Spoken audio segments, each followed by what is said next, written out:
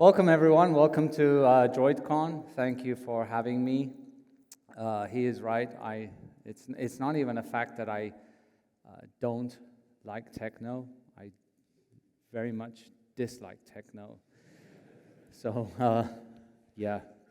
I'm going to put some headphones with ABBA tonight. Just walk around dancing to ABBA. Anyway, I'm going to talk to you a little bit about Kotlin and the multi-platform future. And let's start with how it all started. Now, how many of you here are actually Kotlin developers? Okay, great. That's the vast majority of folks. So how did all of this start? Well, at some point, some company said that they need a new language. And I'm not going to mention which company that was. And they said, yes, we need a new language. So JetBrains said, OK, we'll create Kotlin for you. And then you can use it in your products.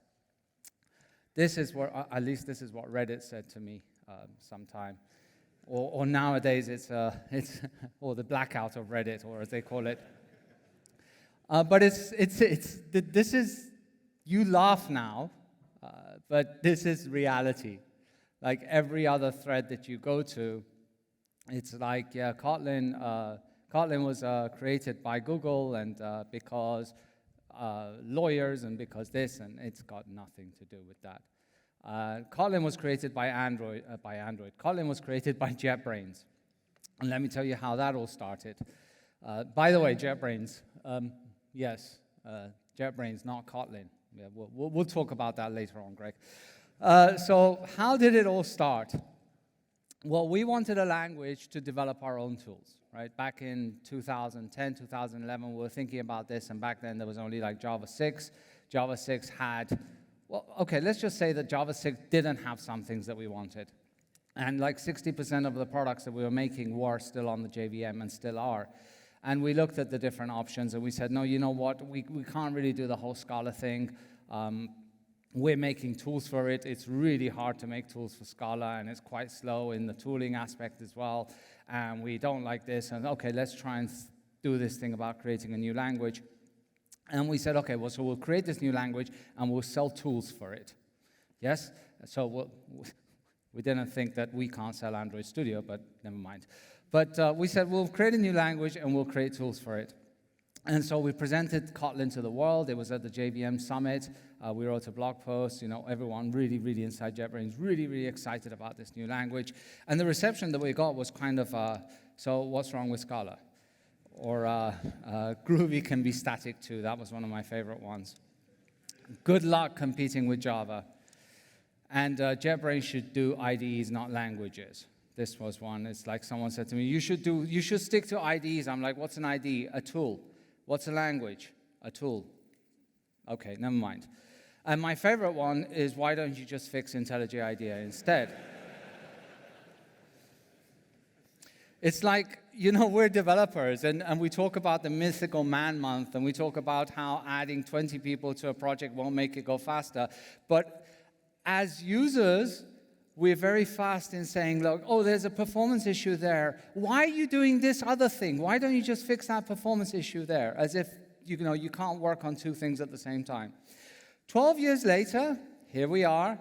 The majority of you are using Kotlin, which is fantastic, right? It's great, so it's got an adoption. We still have some things that haven't changed, such as people still complaining, why don't you fix IntelliJ IDEA instead?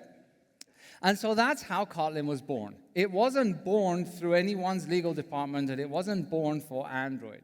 And talking about Android, let me tell you a brief story about Android. Now, fact, JetBrains didn't make mobile applications. Also fact, we still don't make mobile applications. I mean, we've got a few mobile applications, but we don't make mobile applications. And I'm sure that as Android developers and iOS developers and whatever you are, you've got a lot of nice criticism to give us about our Android applications. So we were creating desktop applications, we were creating server-side tools, and we were using Kotlin for those things. And at some point in one of the forums, someone posted, this wasn't the actual question, but in one of the forums, someone posted and said, this thing doesn't work with Android, can I try it with Android? Which was referring to Kotlin, of course. So we thought, well, this isn't a big issue. We'll fix the issue. and then people started to use it. And people started to use it because what? Because one of the things that Kotlin was bringing to the Android world was lambdas. And you were kind of like missing that, and that was really nice. And then you had the null safety, and people started to like this, and it started to feel good. And at the same time, like I was going to many conferences and talking about Kotlin outside of Android and saying, you know, this is a really cool language that we've created, look what you can do. And people were like, just go away, go away, go away. And I think to myself, like all my life as a developer advocate, I could have just waited for Jake Wharton to write the document that he did about, you know, why we're adopting Kotlin. And at the time when he wrote this document, I don't know, any of you have read it here, right?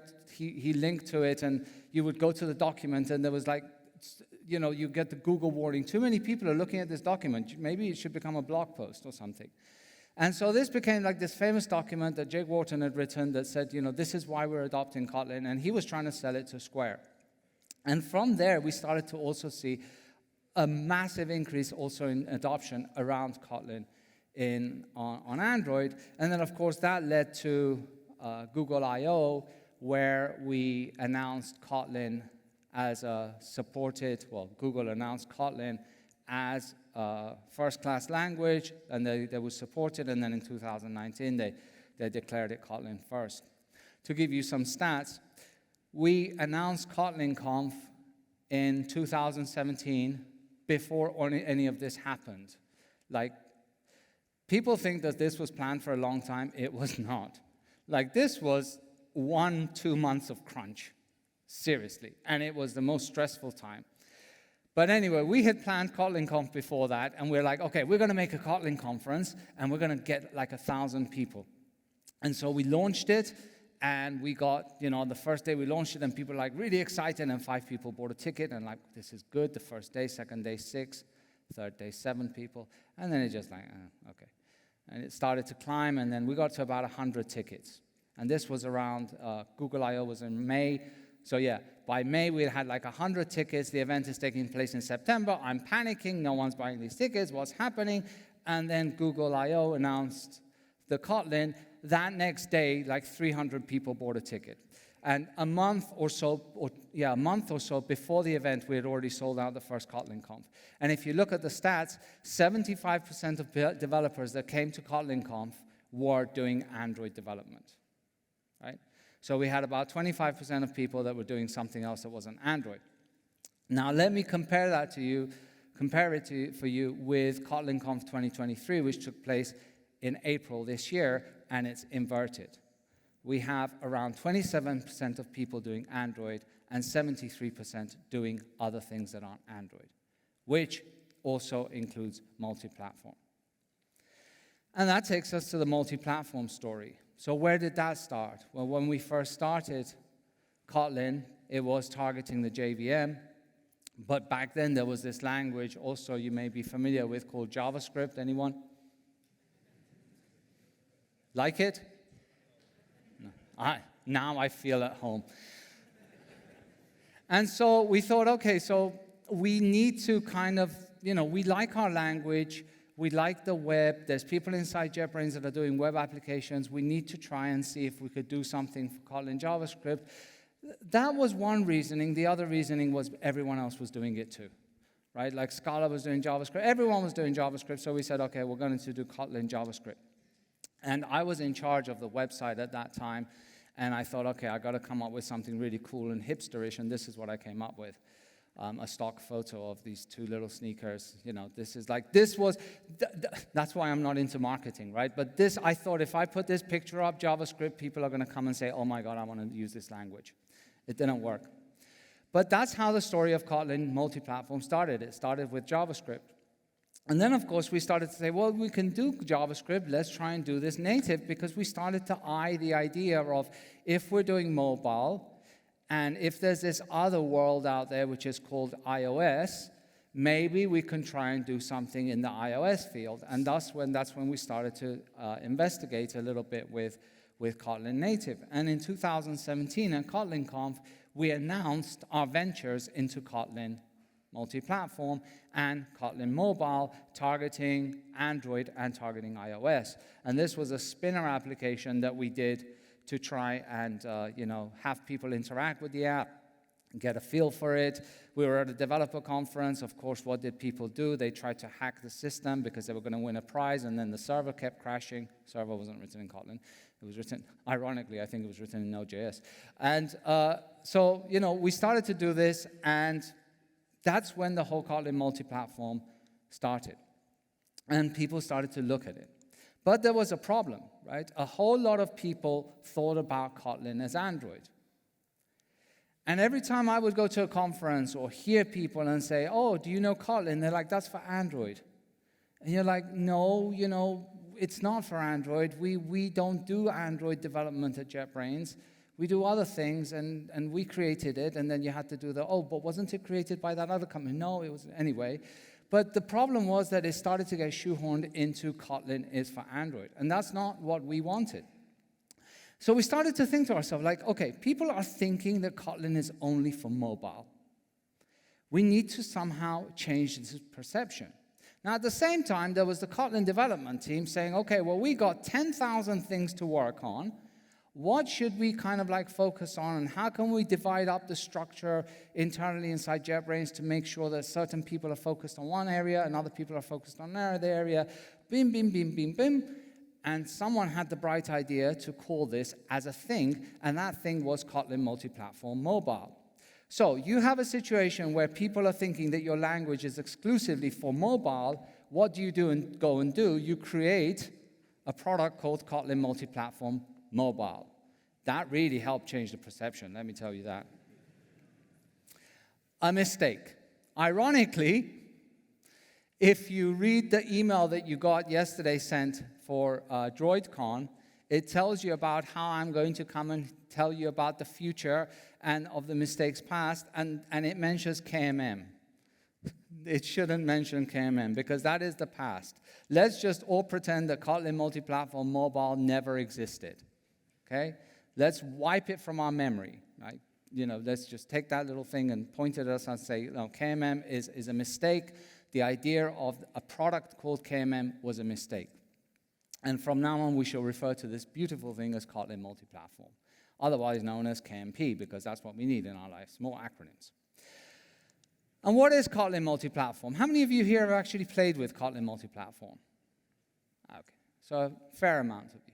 So the idea of Kotlin Multiplatform is that Kotlin is a language that targets many platforms. It's kind of like similar to that other technology that there's a conference going on some, I can't remember the name, but anyway, it's similar to that. And in that, you can target server, you can target Android, iOS, web, desktop, and you can target all of these individually, or you can target them at the same time. Now, when you target them at the same time, what you want to try and do is, as good developers, be efficient and share code and not have to repeat the code, because no one wants to repeat the business validation logics and all of these things on multiple platforms. So that's where the idea of shared code comes in with Kotlin Multiplatform. So now I have my different targets. I'm creating applications for iOS, I'm creating applications for Android or for desktop, and there's a part of my code that is shared. Now, the question, of course, is what is that shared code? And it depends, this is very kind of like a consulting thing. Who you ask, the answer is going to be it depends. Like, what is shared code? And if you think about shared code, a lot of people will say to you, well, that's business logic, right? That's essentially it, right? My validation in terms of validating like the input, making sure that some business logic calculations are taking effect or not. But really, shared code is your imagination. It is where you can share code and do it successfully. And that could be also at the application logic level, and it could be at the infrastructure logic level. And the idea here is that you have as much shared common code as possible, and then delegate specific things to the individual platforms. Because what you want to do is minimize the actual effort. Like, no one in their right mind is going to say, no, let me duplicate all the efforts that I do on the team. Like, it doesn't make sense. We want to try and minimize those efforts. Now, that also leads to a situation where you say, yes, but okay, I can try and share code, but there are certain scenarios in which, because of the platform, things become specific, right? I can have, for instance, a really cool library on Android for logging, and I don't have that equivalent cool library on the Kotlin multi-platform framework, which we do, but anyway. And I want to do something on iOS, and I want to delegate that to iOS, and the actual implementation will be different. And that's where we have come up with this idea of actual and expect, which, to put very simple terms, it's essentially the idea of interface and classes, right? I declare this kind of like interface, which is this expect, and then on different platforms, on different implementations, I have the actual implementation. And this allows you to then even call code that may behave differently in your common code. So the point is to try and share as much as possible. And then this takes you to scenarios, if we're talking specifically about mobile, where you have a Kotlin base with a lot of shared code, and then you can delegate certain things to Android and certain things to iOS. And we started to talk about this idea back in 2017, and we said, we're going to be different. We're going to be different to Flutter. We're going to be different to React. We're going to be different to Xamarin. We're going to be different to all of these other, well, Xamarin doesn't exist anymore, Maui. And we're going to be different to all of these things, and we're going to say that you have this kind of like, shared code, which is business logic, application logic, whatever you can, and then we will provide you with the ability to do native UI on each platform. And this was the approach. So if you are on Android, you do native Android. If you're on iOS, you do native iOS. By the way, the other day I was saying to my colleagues that the word native is kind of also confusing, because what exactly is native, right? If you take a look at Windows, what's native on Windows? Qt? Swing? No, definitely not Swing, right? But so you can use the platform library that you want. So for example, if you're on iOS, you would have a lot of shared code, and then you would delegate your UI to Swift UI.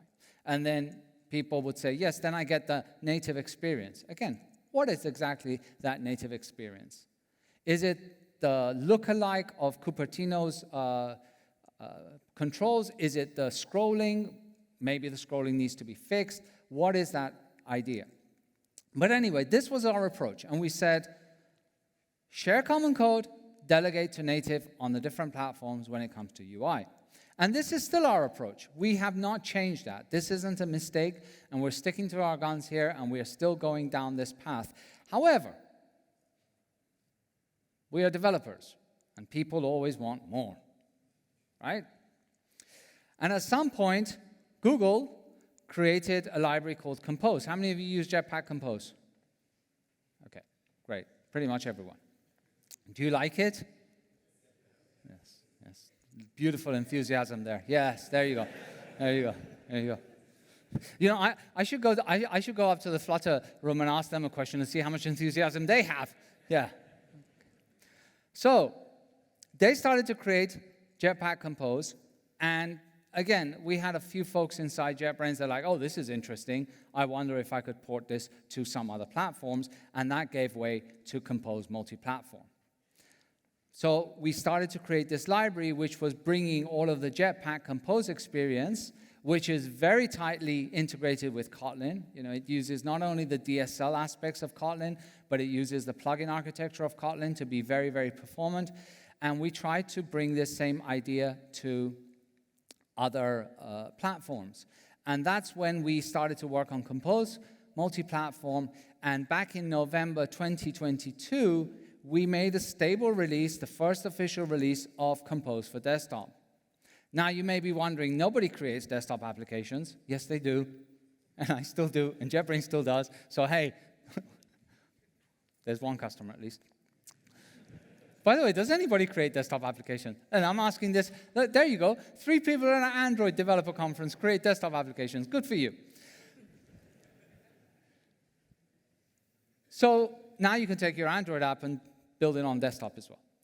So we created Compose for desktop, and one of the reasons I think that desktop dropped a little bit is because there wasn't, after Delphi, nothing better came along, right? And Delphi, I'm a big fan of Delphi.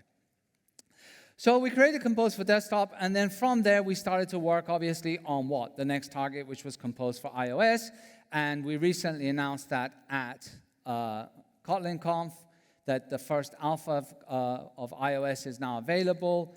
We've also been experimenting with Kotlin, Compose for Web using WebAssembly. We're also looking at, in the context of WebAssembly, we're also looking at WebAssembly outside of the server. So we are trying to bring this idea of a nice UI framework to every platform out there that is viable. Okay, not everyone, probably not embedded systems, but there it doesn't even make sense. But we are trying to bring it to every platform that's possible. And the current status for that is Compose for Desktop is stable. Compose for iOS is alpha, which was announced at KotlinConf, and Compose for WebAssembly is experimental. Experimental is essentially another word to say it's pre-alpha. But generally, everything we do on experimental ends up being shipped anyway, so I wouldn't worry too much. And what does this mean for you? And this is the key thing, that you are no longer locked in. When people say to me, like, what is the benefit of using Kotlin multi-platform over other technologies? The first thing I answer them is the same thing I answer them when someone asks me, what's the benefit of using Kotlin over something else? I ask them, are you happy with that something else? Yes, then you don't need to use Kotlin. It's that simple. You happy with Scala? Yes, use Scala. You happy with Java? Yes, use Java. I'm not going to sell you on the idea of Kotlin if you are happy with what you're doing. And the same goes for everything that we do, whether if you're using Flutter, whether you're using whatever cross-platform technology you're using. If you're happy with it, there's no need to use Kotlin or Kotlin multi-platform. Now, having said that, why would I want to use, if I have the choice, what benefits does Kotlin provide me over something else? Well, of course, first of all, there's the language. You may like Dart, you may like JavaScript, you may not like it, you may prefer the language. That is one aspect of it. But the key thing here is that you do not need to choose. With Kotlin, you don't have to make this choice of, did I take the right approach or did I not take the right approach? And when I mean the right approach is that one of the common things that we always talk about in our industry, in the mobile industry, is native versus non-native. Again, let's put native into perspective. But if you say, okay, I want this precise user experience on, in this case, for instance, iOS, that is exactly like iOS applications, exactly the same, you can choose Kotlin. If you say, you know what, I'm happy with the UI and with what Compose multi-platform is providing me, you can choose Kotlin. Because you can decide how much you buy into Kotlin or you don't buy into Kotlin. And when you make a choice of a cross-platform technology, you normally go all the stack in. If you choose something like Flutter or React Native or whatever, you have to buy into the entire thing. In this case, you obviously, yes, you buy into Kotlin, but no one is locking you into saying that, okay, I've bought into Kotlin, and now I have to buy into Kotlin multi-platform, Compose multi-platform. No, you have the choice. You can either go down native UIs or platform UIs such as Swift UI, or you can go with the Compose multi-platform. And this is the key thing, because if you decide that, hey, Compose multi-platform just doesn't do it for me, you haven't lost much. Essentially, all of the code that you have, everything that you've been doing is still there. You just have to do the UI aspect of it. And that's the key. You can use as much as you want. You have the choice at all stages. Do you want to share as much code as possible? What do you want to share? Do you want to just share the business logic? Is there other things you want to share? Do you want to share the user interface? You can share when you want, and you can share what you want. And you can start with business logic, and then if you say, okay, well, I'm liking the direction the Compose multi-platform is going, go with Compose multi-platform. You want your users want some specific experience that they expect on some specific platform, use platform-specific UIs. And you have this interoperability at all levels. That's something that we are very strongly pushing for. Is one of the fundamental pillars of design for Kotlin, to be interoperable, whether it's on the JVM, whether it's on JavaScript, whether it's on iOS. We want to try and be interoperable with as much as possible. Even with C, Kotlin native, if you're doing C with Kotlin native targeting command line applications or whatever, we are interoperable with C. We're not really interoperable with C++, but as Bjorn Strostrup said himself, not even C++ is interoperable with C++. But KMP is not just about what we do. KMP is also about what others do. And primarily, it's the community. And when I first started with the Kotlin community, we had created an IRC channel. And that IRC channel, there was about 10 of us. I'm not joking. And once in a while, someone would join the channel, and they would be like, I'm here to ask about something. And they're like, oh, sorry, wrong channel. And they would immediately leave. We even had people come on board to ask us about the ketchup in Poland and the city in Poland called Kotlin, which is like, why would someone that wants to know about ketchup join an IRC channel? But anyway, why would there be an IRC channel about a specific ketchup? That's another thing. And then we switched to Slack, and Slack started to do it for us, and now we've got 56,000 people on Slack. It is a very, very, very welcoming community. A lot of things are going on, and I'm not sure if you know, but we also have a web front end for this, so you don't even have to join. You can search for everything. All of that is being indexed. So all of that content that we're sharing on Slack is being indexed. And the community has also contributed to creating a lot of libraries. We now have so many Kotlin platform libraries that are happening. And this is something that people often say, oh, I want to do Kotlin multi-platform, but is there a library? Because it's not just what you do, JetBrains. No, there is. There's actually now a ton of libraries, and there's a lot of ecosystem around Kotlin. Here's a chart that shows the multi-platform libraries by year, and it's a really good chart. That's why I put it there, because that's a really nice growth. Okay?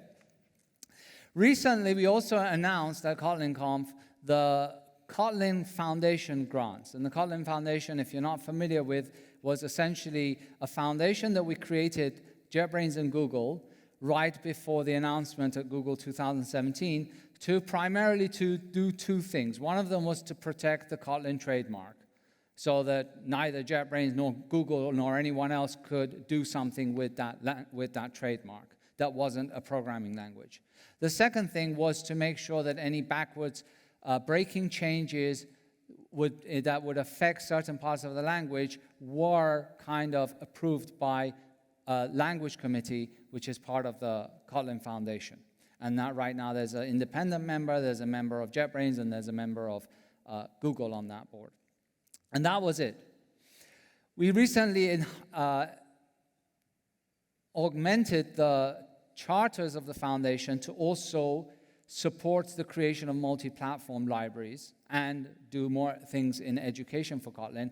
And one of the things that we did was announce a grant at KotlinConf this year around providing sponsorship, financial support to people that are doing libraries for multi-platform. And I'm happy to announce today the winners. We had over 100 applicants apply for that. So if this is one of your libraries is in the audience, you may find out. One of them is Coil, who got one of the sponsorship. We had 5 prizes to give. It was Coil, which is an image loading library. Anyone use Coil here? The next one was Store 5, which is creating resilient network apps. HTTP4K, which is a very good library for doing functional style server-side applications. Lyricist, that thing that we all forget about, which is localization. And KMP, native coroutines, which I hope they don't put the money towards creating a logo, because they didn't have one, so I just took a screenshot of their big font on GitHub. So, great on them. They're the winners of the awards. And one of the things I want to make very clear, that the foundation, contrary to many other foundations, does not require ownership of the code. The code remains with the individual authors. The licenses remain as the authors wanted. And we're not in this idea of you have to have a permissive license, in other words, saying it's free. Right now, your license is free, we're sponsoring you. In 2 years, if you become the most successful library in the world and decide, hey, this open source thing doesn't pay, and I would like to switch licenses, that's up to you. That's completely up to you. Because one of the things, we're just basically trying to gather money and give people money to support open source. That's it. Because that's what people need in open source. They don't need thumbs up, right? It's not a very gratifying job. And if you don't fix this bug, I'm going to go and use this other open source free framework. That's the feedback you get. We've also had customer success with using KMP. Obviously, for a number of years, we've had many large companies that you may know using Kotlin multi-platform. But one of the things that was very surprising is that when we announced Compose multi-platform at KotlinConf this year, a bunch of companies came up to us and they said, hey, you know that this is alpha? We're like, yeah. Well, we're already using it in production and have been for some time. One of them is Instabee, which is a merger between Instabox and Budbee, two large package delivery companies in Sweden. So they make app for couriers that delivers millions of parcels a year, and they started with Jetpack Compose 2 years ago, and they already have Compose multi-platform in production. And this is what their application looks like on iOS and Android. And they said that because of the significant levels of shared code, it didn't take them much time to actually convert the 50 screens over to a working version of iOS. And also, one fact that they did want to point out that they did have some performance issues, but now with the new memory model and garbage collection, many of those have also disappeared. And to quote them, Compose for iOS really simplified adding support for iOS. The level of shared code without adding complexity is staggering. It really streamlines app development, enables us to innovate and iterate at an insane speed. Now, they promised me that that was their quote and not coming from ChatGPT. Have you ever received lately documents you're like, this is written by ChatGPT? You're like, oh, no. So every time I see a word like synergy, I know that it's written by ChatGPT. The other company is Velobank, and this company is a banking application. They have lots of business logic, as you can imagine, and they need to have that in sync, and they've been using Kotlin multi-platform in production for a very, very long time. They have over 200 screens, right? And they bet on Kotlin multi-platform, but what they did is they also had a lot of initial struggles with the older memory model, and they abstracted the code significantly from anything Android specific. And so with some minor fixes, this isn't in production. This is still just their testing. But with some minor fixes, I was speaking to the developer from the company that develops this for the bank, and he said it essentially all worked. Like the 200 screens basically was a recompiler, and it all worked with some minor tweaks that I had to do. And they had the exact same application that they worked with Kotlin multi-platform switch from Swift UI to Compose multi-platform in a matter of hours. The company that works on this application is called Smeetnet, and Mikolai is the person that I was speaking to, and he said with the abstractions we had in place, it mostly just worked. And it's really, really nice to hear that with such little effort and having bet on Kotlin multi-platform, you can get the next level cross-platform applications with such little effort. We also have community projects. Some of them are I think Chris Bain has one here, and there's a bunch of other ones that are really showcasing some of the things that you can do with Compose multi-platform. In terms of adoption for Kotlin multi-platform, this is the breakdown. 41% of people are already using it in production, 21% are migrating, 26% are evaluating, and 12% are, I don't know what they're doing. And this is from the latest source of the Kotlin multi-platform survey that we issue. So now let me briefly talk to you about our plans moving forward. We started in experimental back in 2020, even earlier. We announced something in 2017. We are here in 2020. I was going to give this precise month that we're going to make this stable, and someone said to me, can we remove the month and put the quarter, please? So I said, okay. But let me tell you that it's going to be sometime between October and November. We are working on releasing Kotlin multi-platform stable with the release of Kotlin 1.9.20. In terms of Compose multi-platform for iOS, what are we focusing on? We're working on the essential APIs. We're addressing critical performance behaviors that have been reported to us. And by the way, from the announcement at KotlinConf, of Compose going iOS, we've had a 2.5 times increase in adoption. And that doesn't mean that we went from 1 person to 2.5 people, because that wouldn't even make sense. What is 2.5 people? So we're working on the text editing areas and the et ceteras. The et ceteras I hear are very, very important. And we're also working on the rendering performance for iOS. We want to make this a technology that provides users a great experience and that you can bet on and work with.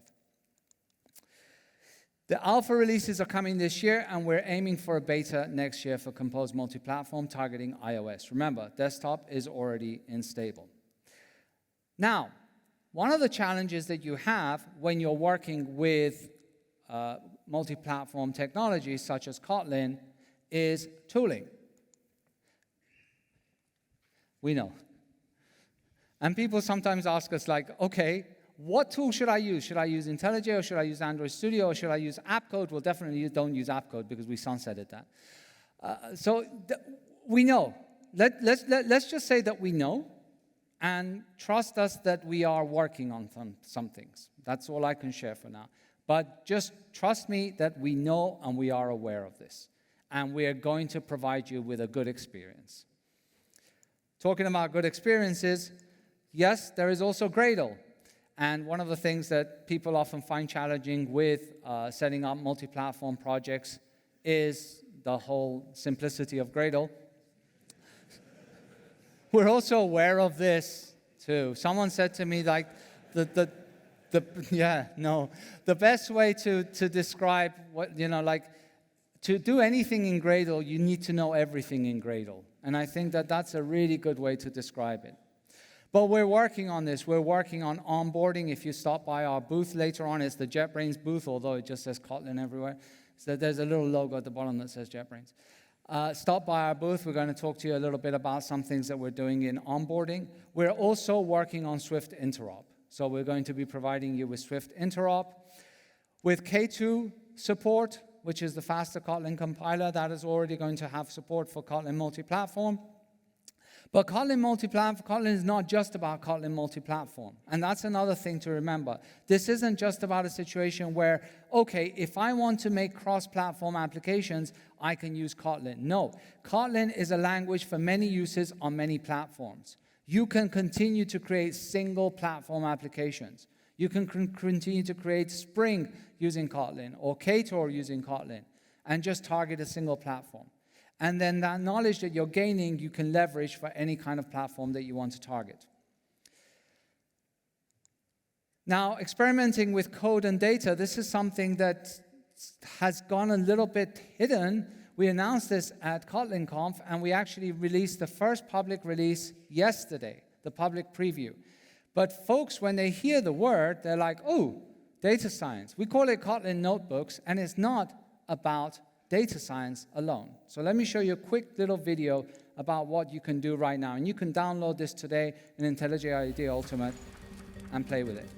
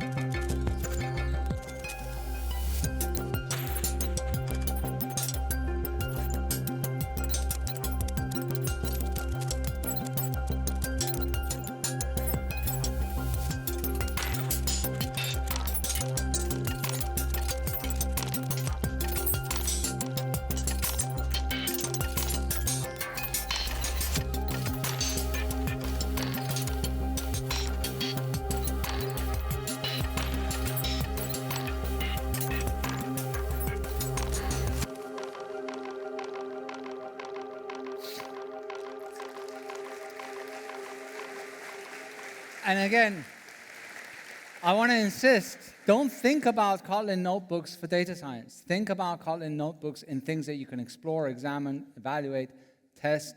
It is truly powerful in what you can do. And we're extending this to many things. I mean, recently we have also, we started working on a library called Expose for accessing data. Many years ago, it's now become an official product at JetBrains as well, because people were using it even though it wasn't an official product. We're bringing notebooks and support for Expose there as well. But the thing is that Kotlin is multi-platform, and the future for Kotlin is multi-platform. And I want to quote something that I was recently talking to Roman Elizarov, who's now the language lead for Kotlin. And he said to me recently that when he was approached by our CEO to join JetBrains, and they said, you know, do you want to come and join Kotlin? He's the person behind the coroutines and many of the things that you use. And he said, I wouldn't have joined JetBrains if Kotlin's future was only the JVM. And now he's the language lead there, and the future of JetBrains will and always will be multi-platform. And the key takeaway that I would like you to go home with is that, well, don't go home, I mean, go to the conference afterwards, is that when betting on Kotlin, you don't need to make sacrifices. You don't need to say, I'll buy in all to this stack, and if it doesn't work well, I have to replace my entire stack. You can choose what you want when you want. And if you want to see this in action, you better make sure you check out Sebastian, who's promised me that he's going to do a live coding session of taking an existing Android app and converting it to use Compose multi-platform. So go there, make sure he delivers. And then, of course, there's Katya, my colleague, that's also going to be talking to you a little bit more detail about how to actually get started with Compose multi-platform. And with that, I'd like for you to enjoy the conference, and thank you very much.